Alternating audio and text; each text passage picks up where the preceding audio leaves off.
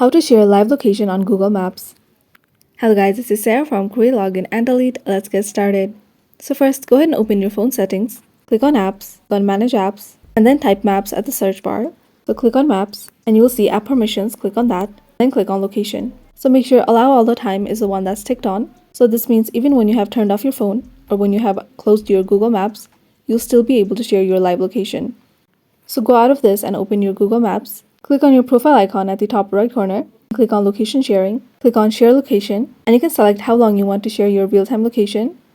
So right now it's for 1 hour. So you can increase this by clicking the plus sign and then decrease it by clicking the minus sign. Or you can also select until you turn this off.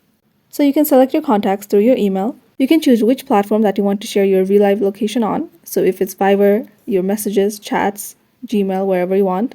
So click on the platform. So you'll be sharing a link, and anyone with this link will be able to see your name, photo, and real-time location. So click on Share and choose the people that you want to share your real live location with. So this is how to share a live location on Google Maps. Thanks for watching till the end, and don't forget to like, share, and subscribe.